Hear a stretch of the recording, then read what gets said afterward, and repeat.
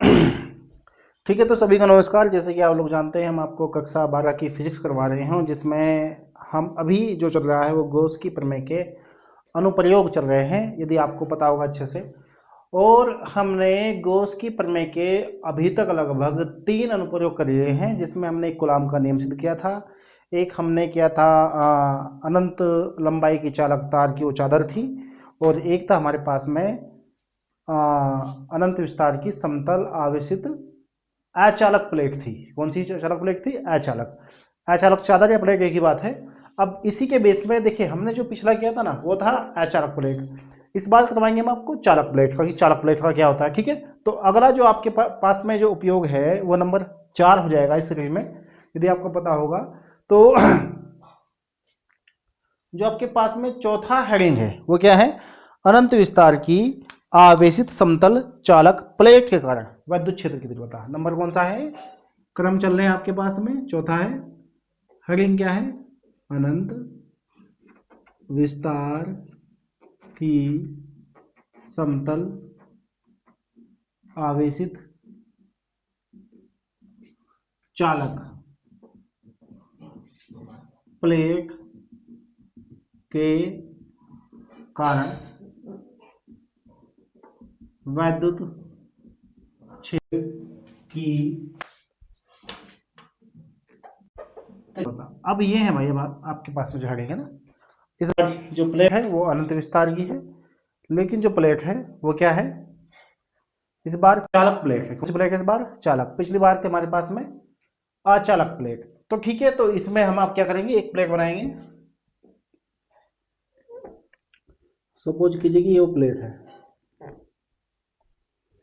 Same same बनाना। आप थोड़ा सा ये मेरे से कहीं से मोटी कहीं से पतली बन गई है, आप अपने हिसाब से ठीक बना लेना। ठीक है, ला फिर मैं थोड़ा ठीक सा कर देता हूँ, कोशिश करता हूँ बिल्कुल सही बन जाए इस बार।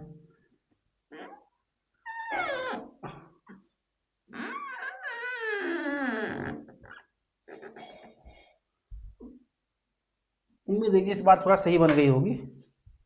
हाँ, इस बार ठीक बन गई है। ठीक है, और ये आप इसको ऐसे कर दीजिए कि ये एक प्लेट है, और इसका नाम रख दीजिए कि भैया ये आपकी पी, और पी क्यों नहीं, इसका नाम है एम एन। क्या नाम है इसका? M N. इसका एक पृष्ठ किधर है? ए। एक पृष्ठ इसका इधर है बी। और जो एक समान रूप से क्या है? धनावेशित है। जब धनावेशित है तो दोनों पृष्ठ ही धनावेशित होंगे एक समान रूप से। ठीक है, और इसके आवेश का प्रश्न तो है सिग्मा। और मानने की बात है, इसके बाहर बिंदु चाहे इधर ले लो चाहे इधर ले लो, आपकी इच्छा है, बिंदु पी पर निकालना है। तो जो इसके कारण विद्युत क्षेत्र होगा वो ई ए भी इधर को होगा, और जो बी के कारण होगा वो भी इधर को ही होगा, क्योंकि जो आवेश है वो कैसा है? प्लस का। पॉजिटिव के कारण जो दिशा होती है विद्युत क्षेत्र की वो बाहर की ओर होती है। ये आप लोग पढ़ चुके हैं ऑलरेडी, इसमें कोई दिक्कत वाली बात नहीं होनी चाहिए किसी भी बच्चे को। ठीक है, इसे चल रहा है। ठीक है, तो चलिए अब देखिए, अब आपको इसके बारे में थोड़ा सा बताना है कि ये है क्या और क्या नहीं है। ठीक है, बताएंगे कैसे? बताइए आप लोग, आपने पढ़ लिया है इसको। जैसा पीछे लिखा था ना पिछले वाले में, सेम ऐसे लिखो, बस ये थोड़ा सा अलग है क्योंकि ये चालक प्लेट है। मतलब जब प्लेट चालक होगी तो करंट इस पृष्ठ पर भी आएगा, इस वाले पृष्ठ पर भी आएगा, दोनों पर आएगा। ठीक है ना, ये वजह है इसमें इसलिए। ठीक है, तो क्योंकि पूरी पूरी है तो इसमें ऐसा नहीं होगा, बेलन बालन वाला चक्कर नहीं है, क्योंकि ये अचालक नहीं है, चालक प्लेट है। तो अब देखिए लिखेंगे कैसे। माना एमन एक अनंत विस्तार की समतल चालक प्लेट है, ये लिखेंगे, जो एक समान रूप से धनावेशित है। आवेशित नहीं लिखेंगे, बाद में लिखेंगे। जो एक समान रूप से धनावेशित है, जो इसके दोनों बाह्य जो इसके दोनों बाह्य पृष्ठों ए तथा बी पर समान रूप से फैल जाता है। ठीक है, जिसके आवेश का पृष्ठ घनत्व सिग्मा है। क्लियर है? तथा इससे इसकी कुछ दूरी मानोगे आर, या अब जरूरत नहीं है आर की। मेरे हिसाब से आर चाहे मानो या ना मानो, जरूरत तो नहीं है मेरे हिसाब से कुछ भी। ठीक है, आप कुछ मत मानो, बस सीधा लिखो तथा इससे बाहर की ओर बिंदु पी पर विद्युत क्षेत्र की गणना करनी है। बस इतना लिखेंगे। ठीक है, फालतू की आवश्यकता नहीं है इसमें, ना ही फालतू के चक्कर में हमें पढ़ना है। ठीक है, तो चलिए अब लिखते हैं इसके बारे में। लिखिए, माना एमन एक अनंत विस्तार की समतल चालक प्लेट है जो एक समान रूप से धनावेशित है। ठीक है, एक समान रूप से धनावेशित है जो इसके दोनों बाह्य पृष्ठों ए तथा बी पर समान रूप से फैल जाता है। ठीक है, फैल जाता है, यहां तक हो गया। फिर क्या लिखेंगे, एक वो भी लिखा उसके जिसके आवेश का पृष्ठ घनत्व सिग्मा है। ठीक है, तथा इससे बाह्य बिंदु तथा इसके लिखो, इसके बाह्य बिंदु P पर वैद्युत क्षेत्र की गणना करनी है। बस इतना लिखो। फिर लिखो तब चित्रानुसार, यानी कि चित्र में क्या दे रखा था, तब आपको चित्र के अनुसार का चलना है। कैसे चलेंगे, ध्यान दीजिए। सबसे पहले इस पृष्ठ के कारण निकालेंगे बाह्य पृष्ठ ए के कारण, फिर निकालेंगे बाह्य पृष्ठ बी के कारण। ठीक है, तो यही आपको काम करना है। तब पृष्ठ ए के कारण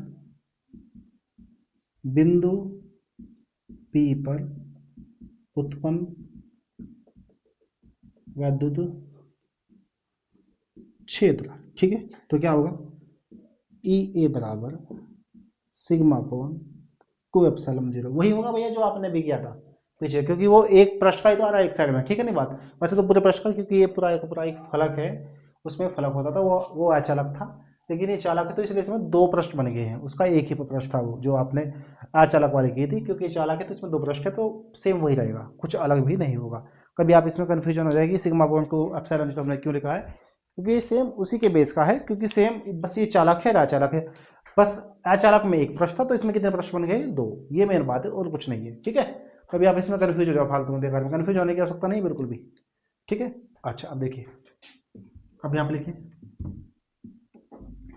एंड पृष्ठ बी के कारण उत्पन्न वैद्युत क्षेत्र। तो बी के कारण क्या हुआ, ध्यान दीजिए, ई बी बराबर सिग्मा अपॉन 2 एप्सिलॉन 0। दोनों सेम हो गए ना। और आपको क्या निकालना है, परिणामी, बस बाद में दो। अतः बिंदु P पर परिणामी वैद्युत क्षेत्र, दोनों की दिशा सेम है ना, तो क्या होगा, ए प्लस ई बी होगा ना। और वैसे आप लोग इस फॉर्मूले का इस्तेमाल भी कर सकते हैं, ई उसका बना लेगा ई ए का स्क्वायर प्लस ई बी का square plus 2 E A B, और साथ में कोस क्या आता है, थीटा।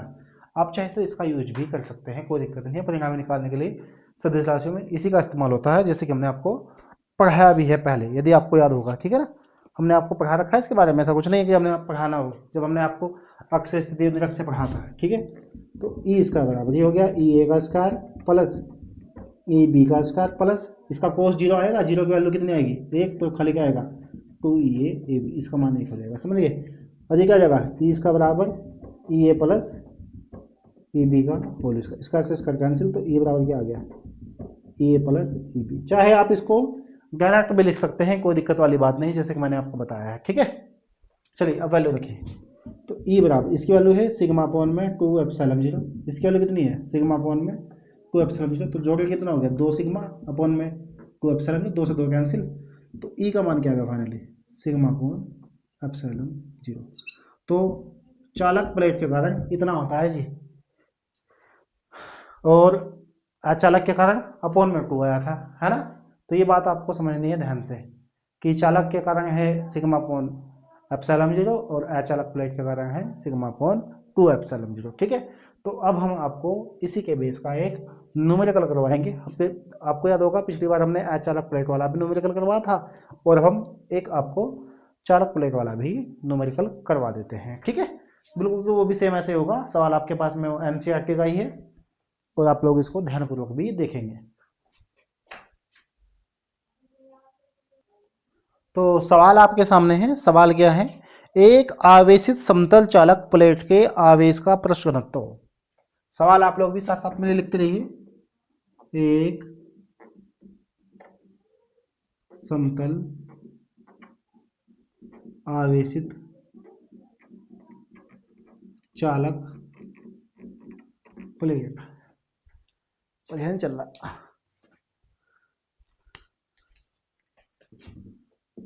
का आवेश का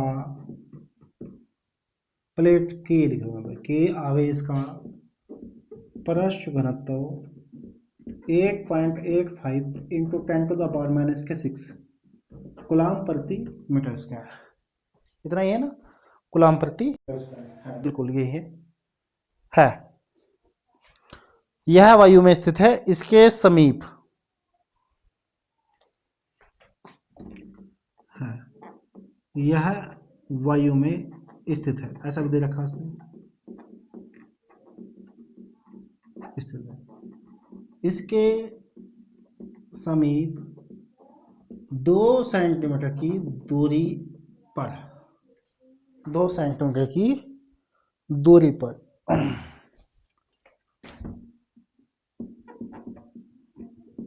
वैद्युत क्षेत्र की गणना कीजिए। ये है जी आपका सवाल। सवाल में क्या बात है? सवाल बिल्कुल ऐसा जैसा पिछला था, बस इसमें ध्यान से देखेंगे तो इसमें है, इसमें आपको दे रखा है चालक प्लेट। कौन सी प्लेट भाई? चालक। और पिछले वाले में कैसी प्लेट थी? वो अचालक प्लेट थी। तो ये थोड़ा सा फर्क है सवाल का, ये समझना होगा आपको। ठीक है, तो जब हम इसको हल करेंगे ध्यान दीजिए, तो हमारे पास में सबसे पहले ये लिखता है हम लोग कि दिया क्या है। ठीक है, तो दिया क्या है आपको? आवेश का पृष्ठ घनत्व तो सिग्मा है 8.85 इंटू 10⁻⁻6 कूलम प्रति मीटर स्क्वायर। वो कितनी दूरी दे रखी है? वैसे दूरी का कोई इस्तेमाल नहीं होता है इसमें आपने, क्योंकि आपके फॉर्मूले में दूरी का कोई यूज है ही नहीं है, 2 × 10⁻⁻2 मीटर। लेकिन फिर भी आप लोग इसको लिख लीजिए, कोई बात नहीं, जब आपको दिया है। ठीक है, निकालना क्या है? वैद्युत क्षेत्र। वैसे भी दूरी का कोई इस्तेमाल नहीं है, लिखो ना लिखो कोई फर्क नहीं पड़ेगा। ठीक है, अब आगे देखिए इसलिए वैद्युत क्षेत्र, कौन सी प्लेट है? चालक है ना, तो चालक में कौन सा लगेगा? Sigma upon epsilon 0। तो ई बराबर, जरा सिग्मा की वैल्यू रखो 8.85 × 10⁻⁻6। इसकी वैल्यू भी लिखो 8.85 × 10⁻⁻12। आप लोगों को याद है ना, इससे ही कैंसिल। ठीक है, तो बोलो ई बराबर क्या बचेगा? ई बराबर हो गया, ये ऊपर जाएगा तो 10 की पावर किसकी बचेगी? +6 न्यूटन प्रति कूलम। तो ये है जी आपका वैद्युत क्षेत्र। 1 नंबर का सवाल है, पेपर में आ जाता है, ऐसा कुछ नहीं कि नहीं आएगा। ठीक है, पेपर में आ जाता है।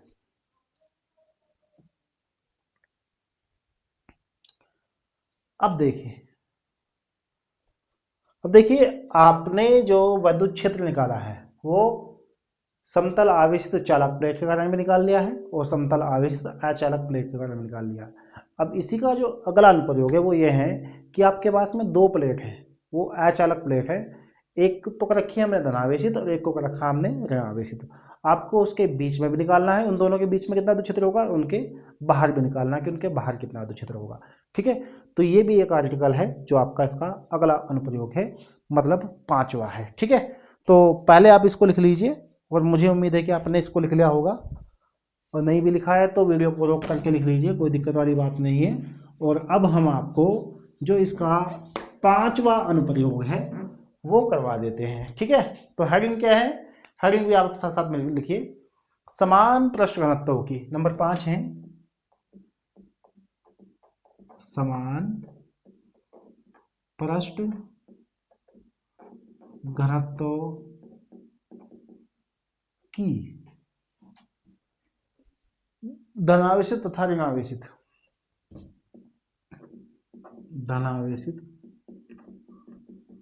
तथा ऋणावेशित समतल अचालक प्लेटों के बीच तथा बाहर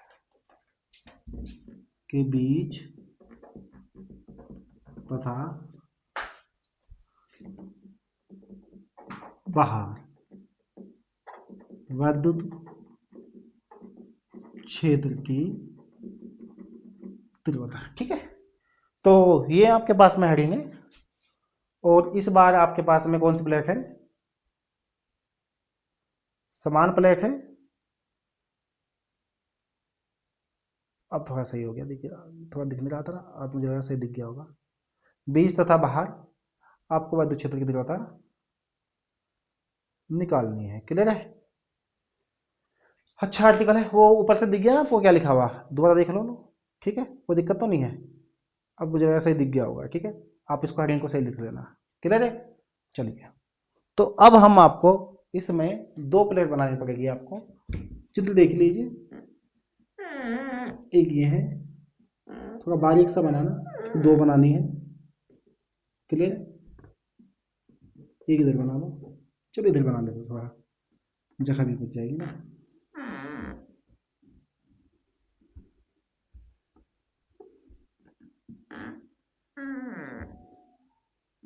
दोनों की लंबाई चौड़ाई बिल्कुल सेम बनाना। मुझसे हो सकता है कि थोड़ा सा ऊपर नीचे हो सकता है, लेकिन उम्मीद है कि आप बिल्कुल सही अच्छी बनाएंगे इनको। ठीक है, एक का नाम ए रख लो और एक का नाम बी रख लो। एक है धनावेशित और एक है ऋणावेशित। ठीक है, इनके बीच है सपोज कीजिए बिंदु P1 और बाहर है बिंदु P2। दोनों पर निकालनी है। समान है तो दोनों का आवेश प्रश्न तो भी क्या होगा? सिग्मा ही होगा। अब देखिए बीच की बात करो, ये आवेश प्लस है ना, तो दिशा किधर को होगी? E1 की ओर। ये माइनस है तो दिशा भी किधर को होगी? इधर की होगी। अब बी पर देखो, पी के ऊपर ये प्लस आवेश है तो दिशा किधर होगी? E1। ये माइनस है तो दिशा किधर को होगी? E2। ये बात समझना, इसमें एंगल हो रहा है 180 और इसमें कितना हो रहा है? थीटा बराबर 0 डिग्री। ये बात आपको क्लियर बात समझ में आ जानी चाहिए कि 100 कहाँ है, 180 कहाँ है और 0 डिग्री कैसे है। ठीक है, चलिए चित्र तो बन गया होगा, कोई बड़ी बात भी नहीं चित्र में। ठीक है, चित्र आप लोग साथ साथ में बनाते रहिए और इसको बना लीजिए। अब इसके बारे में हम आपको लिखवाएंगे। हो सकता है कि आर्टिकल पूरा ना हो तो फिर मुझे बाद में चित्र साफ करना पड़े, इसलिए आप लोग साथ साथ में बनाते रहिए इसको। ठीक है, ध्यान दीजिए। तो जब इसको हम लिखेंगे तो सबसे पहले क्या लिखेंगे? माना दो समतल अचालक प्लेट ए तथा बी है, जिनमें से एक धनावेशित तथा एक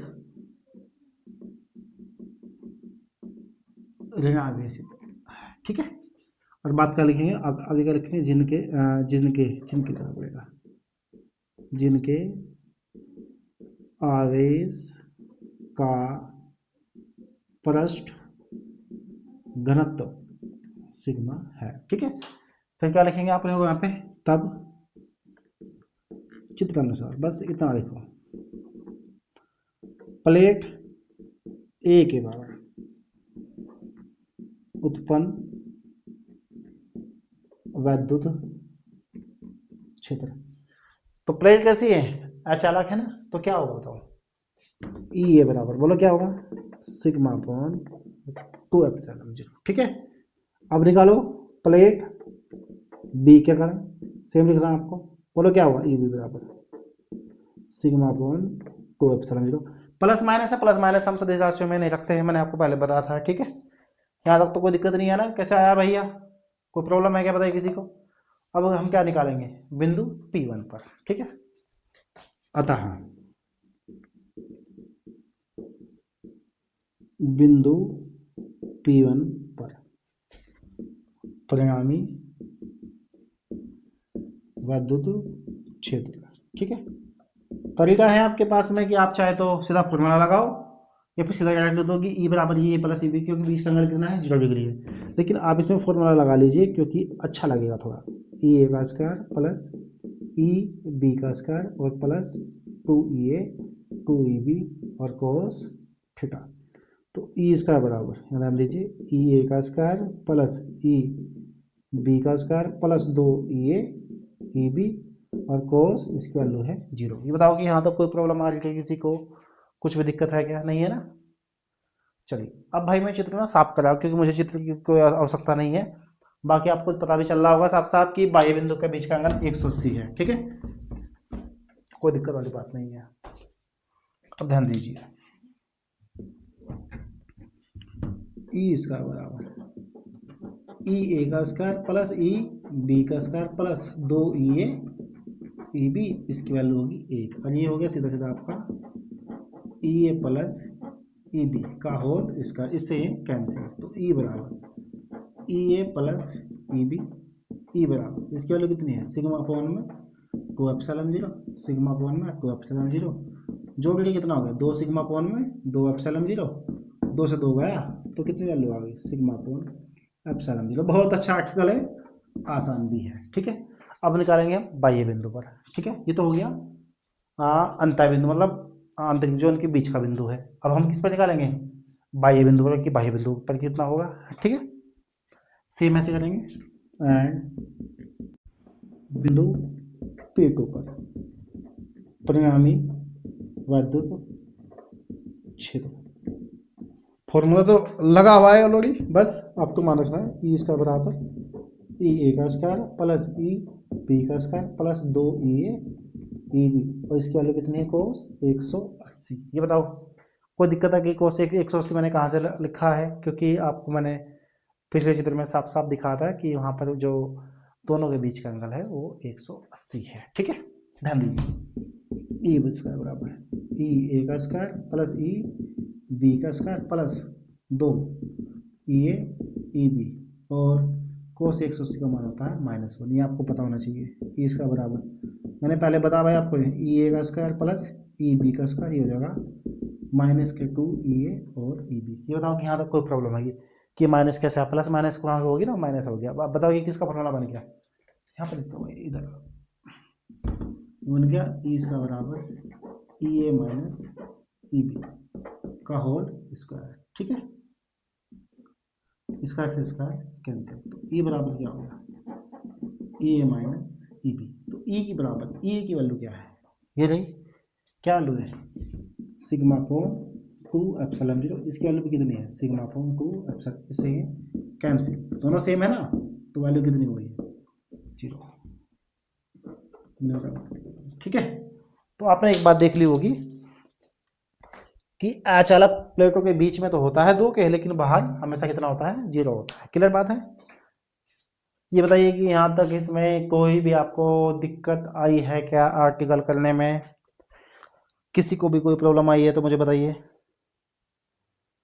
बता सकते हैं आप अगर आपको कोई प्रॉब्लम हुई है तो।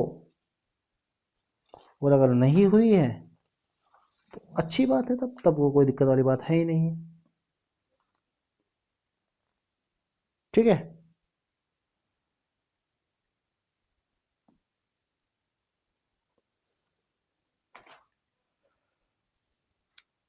चलिए अब आपको इनके बेस का हम एक न्यूमेरिकल भी करवाएंगे। ठीक है, न्यूमेरिकल में साथ साथ में आपको इसलिए भी करवा रहा हूँ कि ताकि जब आप लोग आगे चल के न्यूमेरिकल हल करें तो आपको पता चल जाए कि ये कौन से फॉर्मूले का न्यूमेरिकल आया है। ठीक है, तो अब हम आपको एक इसके बेस का सेम न्यूमेरिकल भी करवाएंगे।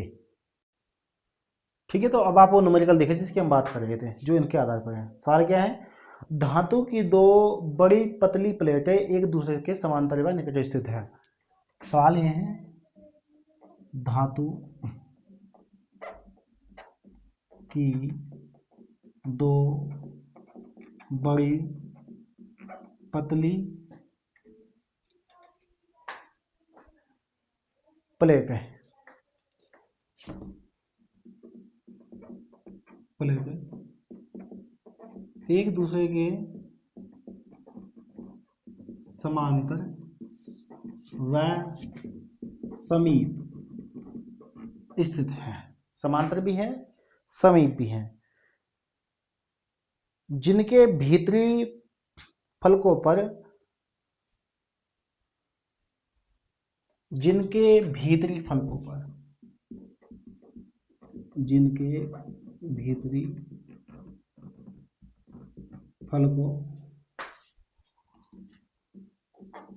पर आवेश के पृष्ठ घनत्व, जिनके भीतरी फलकों पर आवेश के फलक घनत्व, सॉरी आवेश के पृष्ठ घनत्व कितने कितने रखे भाई इसने दिए हैं 17 गुना 10 की पावर माइनस 22, 17 गुना 10 की पावर माइनस 22 कूलाम प्रति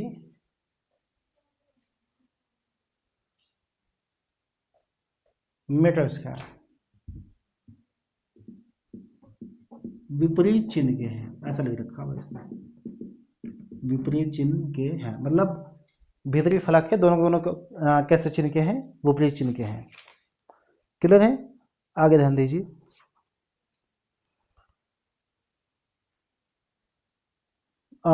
ज्ञात कीजिए, इसके बाद में सीधा है ज्ञात कीजिए। क्या क्या याद करना भाई? नंबर ए में पहली प्लेट के बाहर, दूसरी प्लेट के बाहर और बीच में, ठीक है। पहली प्लेट के बाहर, बाह्य लिख रखा है, बाह्य या बाहर एक ही बात होती है।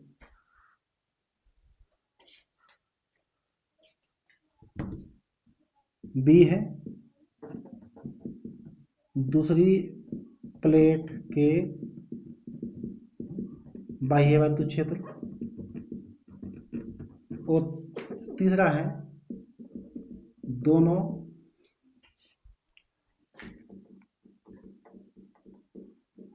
प्लेटों के बीच वैद्युत क्षेत्र। ये करना है जी आपको। इस सवाल को ना आप थोड़ा चित्र से समझना, तब जाके अच्छा समझ में आएगा। एनसीईआरटी का सवाल है। दो प्लेट है, ऐसे समझो,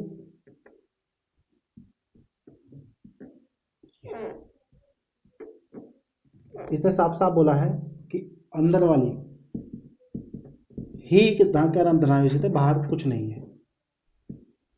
P1 है, इसके बाहर ले लो P2 है, उसके बाहर ले लो P3 है, ठीक है। तो बस सीधा लिख दो जब हल करेंगे, चित्रानुसार क्या लिख दो? नंबर ए, पहली प्लेट के बाहर, किसके बाहर भाई? पहली प्लेट के बाहर।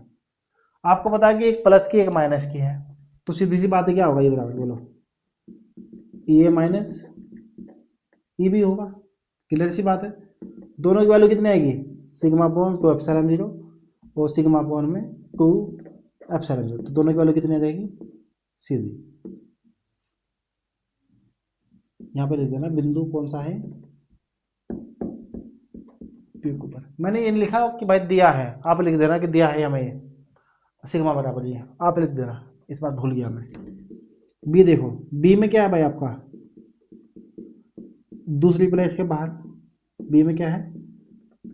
तो दूसरी के बाहर भी वो बाह्य बिंदु, क्योंकि दोनों के दोनों अपोजिट साइन है, सेम ही होगा, ए माइनस ई बी। चाहे तो आप लोग आंसर में दिखा सकते हैं ऐसे करके, ठीक है, साथ साथ में दिखा भी दो, पता भी चल जाएगा। ई ए और ई बी, ए और ई बी, समझ गए? ए बी, और यहाँ पर दोनों डायरेक्शन सेम रहेगी, ए बी और ई बी भी, ठीक है। ऐसे दिखा सकते हैं आप डायरेक्शन भी, ताकि पता भी चल जाएगी क्यों माइनस हो रहा है और क्यों प्लस हो रहा है। ठीक है, क्लियर है। हमने इसका फिगर भी बना दिया है। ये दिख नहीं रहा सही से, लो इधर लिख देता हूँ ई ए। ठीक है, अब सही से दिख गया होगा, तो कोई दिक्कत नहीं है। क्लियर है। चलिए अब ध्यान दीजिए, ई बराबर दोनों की वैल्यू सेम है, सिग्मा अपॉन में 2 एप्सिलॉन 0, इसकी वैल्यू भी सिग्मा अपॉन में 2 एप्सिलॉन 0, तो मान कितना आ जाएगा। मुझे लगता है कि ये तो बात आप समझ गए होंगे, ये P3 पर है, दूसरी प्लेट के बाहर भी हो गया। क्लियर है, कोई दिक्कत तो नहीं यहाँ पर। अब जरा सी सवाल करेंगे हम आपको। सी क्या है भाई, प्लेटों के बीच, क्या लिखेंगे, प्लेटों के बीच बिंदु कौन सा है, P1 पर। करो, ई बराबर, इस बार हो जाएगा ई ए प्लस ई बी, क्योंकि दोनों के डायरेक्शन सेम है, हमने करे भी है।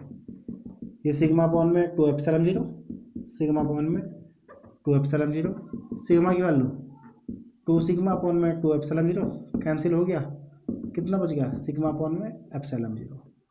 ई बराबर वैल्यू कितनी है, 17 गुणा 10 की पावर माइनस 22, ये दे रखा भाई, देख लो यहाँ पे। इसकी वैल्यू कितनी है, 8.85 गुणा 10 की पावर माइनस के 12। इसे इससे भाग दो, भाग देंगे तो आप देखेंगे कि 1.92 आएगा। आप कैलकुलेटर से दे सकते हैं क्योंकि बड़ी भाग है। ये तेरे बचेगा कितना, 10 की पावर माइनस के 10, समझ गए हो गया कैसे बच गया, न्यूटन प्रति कूलम। ठीक है, 10 की पावर माइनस 10 कैसे आया बताओ, ये माइनस का 22 है, ऊपर जाके प्लस का हो जाएगा, तो सीधी सी बात है कि -22 + 12 तो बचेगा माइनस का 10 न्यूटन प्रति कूलम। तो मुझे बताइए कि आपको इस सवाल में कोई दिक्कत है क्या। वैसे भी सिंपल सा सवाल है, एनसीईआरटी का सवाल है। मैं आपको साथ साथ में सवाल इसलिए बता रहा हूँ कि ताकि आगे चल के जब इसके न्यूमेरिकल हो गए तो आप लोग कंफ्यूज ना हो कि न्यूमेरिकल किस फॉर्मूले का आ गया है, ताकि आपको साथ साथ में पता भी चलता रहे। ठीक है, ऐसा सवाल है, एनसीईआरटी का सवाल है, कोई दिक्कत वाली बात नहीं है। मुझे उम्मीद है कि सवाल आपको समझ में भी आ गया होगा। ठीक है, इसके बाद में जो इसका अगर अनुप्रयोग है वो है आपके पास में आवेशित विलगित गोले कोष। कोष बोले तो खोखला गोला, कोष का मतलब होता है खोखला गोला। ठीक है, अब उसके कारण निकालेंगे, उसके हम तीनों बिंदु पर निकालेंगे, उसके बाहर भी निकलेगा, उसके पृष्ठ पर निकलेगा, उसके अंदर भी निकलेगा। ये थोड़ा सा आर्टिकल बड़ा है, अगर मैं इसको अभी करवाऊंगा तो ये वीडियो फिर बहुत लंबी हो जाएगी, इसलिए इस वीडियो में सिर्फ इतना ही होगा, मतलब इस क्लास में इतना ही। और हम आपको जो विलगित गोले का कोष है वो आपको अगले लेक्चर में करवाएंगे। तो इस क्लास में सिर्फ इतना ही, और बस हम आपसे आखिरी रिक्वेस्ट करते हैं कि इस वीडियो को लाइक भी करना है, इसमें कमेंट भी करना है, दोस्तों के साथ में शेयर अवश्य कीजिए ताकि सब्सक्रिप्शन ज़्यादा से ज़्यादा बढ़े। ठीक है, बस इतना ही चाहेंगे। धन्यवाद।